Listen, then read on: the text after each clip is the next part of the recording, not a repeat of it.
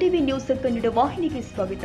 ಕಾರ್ಮಿಕ ವಿರೋಧಿಯಾದ ಮತ್ತು ಕಾರ್ಪೊರೇಟ್ ಬಂಡವಾಳಶಾಹಿ ಪರವಾದ 4 ಲೇಬರ್ ಕೋಡ್ಗಳನ್ನು ಹಾಗೂ ರೈತ ವಿರೋಧಿ ಕಾನೂನುಗಳನ್ನು ಈ ಕೂಡಲೇ ಹಿಂಪಡೆಯಲು ಆಗ್ರಹಿಸಿ ಕೇಂದ್ರ ಸರ್ಕಾರದ ದುಡಿಯುವ ವರ್ಗದ ಕಡು ವಿರೋಧಿಯಾದ 4 ಕರಾಳ ಕಾರ್ಮಿಕ ಸಂಹಿತೆ ವಿರೋಧಿಸಿ ಮತ್ತು ರೈತರು ಮತ್ತು ಇತರ ದುಡಿಯುವ ಜನ ಸೇರಿ ಎಲ್ಲಾ ಜನರ ಹಕ್ಕುಗಳು ಹಾಗೂ ಬದುಕಿನ ಮೇಲೆ ನಡೆಸ್ತಾ ಇರುವ ಅತ್ಯಂತ ನಿರ್ದಯವಾದ ಸರ್ವಾಂಗೀಣ ದಾಳಿಯ ವಿರುದ್ಧ ಫೆಬ್ರವರಿ 12, 2026ರಂದು ಎಐಯುಟಿಯುಸಿ, ಸಿಐಟಿಯು ಸೇರಿ ಕೇಂದ್ರೀಯ ಕಾರ್ಮಿಕ ಸಂಘಟನೆಗಳು, ಇತರ ಸ್ವತಂತ್ರ ವಲಯಗಳ ನೌಕರರ ಒಕ್ಕೂಟಗಳು ಅಖಿಲ ಭಾರತ ಸಾರ್ವತ್ರಿಕ ಮುಷ್ಕರಕ್ಕೆ ಕರೆ ಕೊಟ್ಟಿದೆ.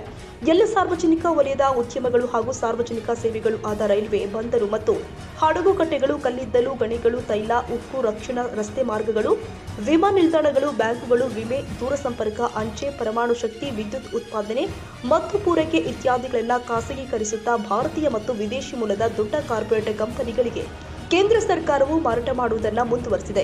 ಇದರಿಂದಾಗಿ ಸ್ಥಳೀಯ ಕೈಗಾರಿಕಾ ಆರ್ಥಿಕ ಬೆಳವಣಿಗೆ ಕುಂಠಿತಗೊಂಡಿದೆ ಮತ್ತು ನಿರುದ್ಯೋಗ ಸಮಸ್ಯೆ ಅತ್ಯಂತ ಗಂಭೀರ ಸ್ವರೂಪ ತಾಳಿದೆ. ಅಗತ್ಯ ವಸ್ತುಗಳ ಬೆಲೆ ಏರಿಕೆ, ಶಿಕ್ಷಣ ಹಾಗೂ ಆರೋಗ್ಯದ ಖಾಸಗೀಕರಣ, ವ್ಯಾಪಾರೀಕರಣ, ಆರ್ಥಿಕ ಅಸಮಾನತೆಗಳು ಹೆಚ್ಚಾಗ್ತಾ ಇರೋದ್ರಿಂದ ಜನ ತೀವ್ರ ಸಂಕಷ್ಟಕ್ಕೆ ತಳ್ಳಲ್ಪಟ್ಟಿದ್ದಾರೆ. ನರೇಗಾ ಯೋಜನೆಯನ್ನ ವಿಬಿಜಿ ರಾಮ್ ಅಂತ ಬದಲಿಸಿ ಉದ್ಯೋಗ ಖಾತ್ರಿಯ ಹಕ್ಕನ್ನೇ ಕಸಿದುಕೊಂಡು ಹಳ್ಳಿಯ ಬಡ ಜನರ ಆಸರೆಯನ್ನ ಕಿತ್ತುಕೊಂಡಿದೆ. ವಿದ್ಯುತ್ ತಿದ್ದುಪಡಿ ಮಸೂದೆ 2025 ಕಾಯ್ದೆ ಮಾಡಿ ವಿದ್ಯುತ್ ಸರಬರಾಜು ಖಾಸಗೀಕರಣಗೊಳಿಸಲು ಮುಂದಾಗಿದ್ದು, ಇದುವರೆಗೂ ರಕ್ಷಿಸಲ್ಪಟ್ಟಿದ್ದ ವಿಮಾ ಕಂಪನಿಗಳನ್ನು ಶೇಕಡ 100ರಷ್ಟು ವಿದೇಶಿ ಮತ್ತು ದೇಶೀಯ ವ್ಯಾಪಾರಿ ಮನೆತನಗಳಿಗೆ ತೆರೆದಿದೆ. ಅಣುಶಕ್ತಿ ಅಭಿವೃದ್ಧಿಪಡಿಸುವ ಹೆಸರಲ್ಲಿ ಜನರ ಸುರಕ್ಷತೆಗೆ, ಅಣುಶಕ್ತಿ ಭದ್ರತೆಗೆ ಅಪಾಯವನ್ನ ತಂದಿದೆ. ಇಷ್ಟು ಸಾಲದೆಂಬಂತೆ ಅರಾವಳಿ ಪರ್ವತ ಶ್ರೇಣಿಯನ್ನ ನಾಶ ಮಾಡಲು ಅವಕಾಶ ಕಲ್ಪಿಸಿದ ಸುಪ್ರೀಂ ಕೋರ್ಟಿನ ತೀರ್ಪು ಉತ್ತರ ಭಾರತ ಜನರ ಬದುಕನ್ನ ಗಂಡಾಂತರಕ್ಕೆ ತಳ್ಳಿರೋದು ಆತಂಕದ ಸಂಗತಿಯಾಗಿದೆ. ಕೇಂದ್ರ ಸರ್ಕಾರದ ವಿವಿಧ ಸ್ತ್ರೀಗಳಲ್ಲಿ ದುಡಿಯುವ ಕೋಟ್ಯಾಂತರ ಆಶಾ ಅಂಗನವಾಡಿ ಬಿಸಿಯೂಟ ಕಾರ್ಮಿಕರನ್ನ ಸರ್ಕಾರ ನೌಕರ ಸ್ಥಾನಮಾನ ನೀಡಿದೆ.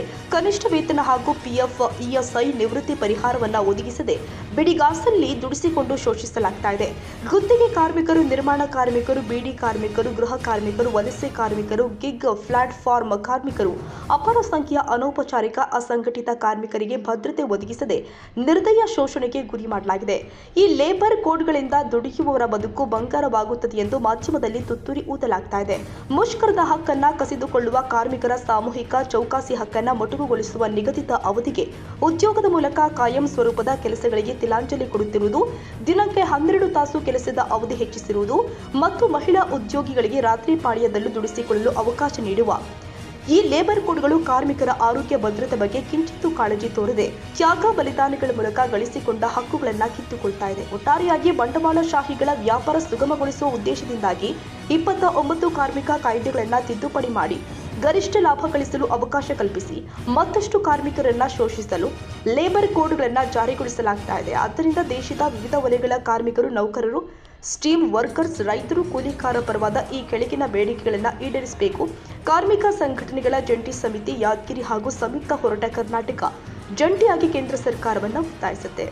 ಹಾಗಿದ್ರೆ ಬೇಡಿಕೆಗಳನ್ನ ನೋಡೋದಾದ್ರೆ 4 ಟಿಂಬರ್ ರೋಡ್ ಒದಗಿಸಿ, ವಿಬಿಜಿ ರಾಮ್ಜಿ ವಿಮಾ ಕಾಯ್ದೆ, ತಾಂತಿ ಕಾಯ್ದೆ ರದ್ದುಗೊಳಿಸಿ, ವಿದ್ಯುತ್ ಕಾಯ್ದೆ ತಿದ್ದುಪಡಿ, ಬೇಜ ಕಾಯ್ದೆ, ಭೂಸ್ವಾಧೀನ ಕಾಯ್ದೆ ರದ್ದುಗೊಳಿಸಿ, ಕರ್ನಾಟಕ ರಾಜ್ಯ ಸರ್ಕಾರ ಲೇಬರ್ ಕೋಡ್ಗಳಿಗೆ ನಿಯಮಾವಳಿ ರಚಿಸಬಾರದು ಮತ್ತು ಎಲ್ಲ ಜನ ವಿರೋಧಿ ಮಸೂದೆ ಹಿಂಪಡೆಯಬೇಕು. ಕರ್ನಾಟಕ ರಾಜ್ಯ ಕನಿಷ್ಠ ವೇತನ ಪರಿಷ್ಕರಣೆ ಜಾರಿಗೊಳಿಸಬೇಕು. ಇತರೆ ಬೇಡಿಕೆಗಳನ್ನ ಮುಂದಿಟ್ಟಿದ್ದಾರೆ. ಇನ್ನು ವಂದನೆಗಳನ್ನ ತಿಳಿಸುವಂತವರು ಕೆ ಸೋಮಶೇಖರ್, ಯಾದಗಿರಿ ರಾಜ್ಯ ಕಾರ್ಯದರ್ಶಿ, ಎಐಯುಟಿಯು. ಇಂತಿ ತಮ್ಮ ವಿಶ್ವಾಸಿಗಳು ಜೈಲಾಲ್ ತೋಟದಮನಿ ಜಿಲ್ಲಾ ಸಂಚಾಲಕರು, ಡಿ ಉಮಾದೇವಿ ಜಿಲ್ಲಾ ಅಧ್ಯಕ್ಷರು, ಎಐಯುಟಿಯು, ಬಸವರಾಜ ದೊರೆ ಸಹ ಸಂಚಾಲಕ, ಸಿಐಟಿಯು, ತರಣಪ್ಪ ತೆಳಗೇರ ಜಿಲ್ಲಾ ಸಮಿತಿ ಸದಸ್ಯ, ಅನಿತಾ ಹಿರೇಮಠ ಜಿಲ್ಲಾ ಸಂಚಾಲಕ ಸಮಿತಿ ಸದಸ್ಯರು, ಎಐಯುಟಿಯು, ರೇಣುಕಾ ಪಾಟೀಲ್ ಜಿಲ್ಲಾ ಸಮಿತಿ ಸದಸ್ಯರು, ಎಐಯುಟಿಯುಸಿ, ಮಲ್ಲಿಕಾರ್ಜುನ ಜಿಲ್ಲಾ ಸಂಚಾಲಕ ಸಮಿತಿ ಸದಸ್ಯರು, ಸಿಐಟಿಯು, ಪುಷ್ಪಲತಾ ಜಿಲ್ಲಾ ಸಮಿತಿ ಸದಸ್ಯರು, ಎಐಯುಟಿಯು, ನಾಗರತ್ನ ಪಾಟೀಲ್ ರಾಜ್ಯಾಧ್ಯಕ್ಷರು, ರಾಜ್ಯ ರೈತ ಸಂಘ ಮಹಿಳಾ ಘಟಕ, ಶರಣಗೌಡ ಗೂಗಲ್ ಜಿಲ್ಲಾಧ್ಯಕ್ಷರು, ಎಐಕೆಕೆಎಂಎಸ್, ಎಸ್ ಸಾಗರ, ಕೆಪಿಆರ್ಎಸ್ ಜಿಲ್ಲಾ ಕಾರ್ಯದರ್ಶಿ ನಿಂಗಣ್ಣ ಕುರುಗುಂದಿ, ಕೃಷಿ ಕೂಲಿಕಾರರು ಉಪಸ್ಥಿತರಿದ್ದರು.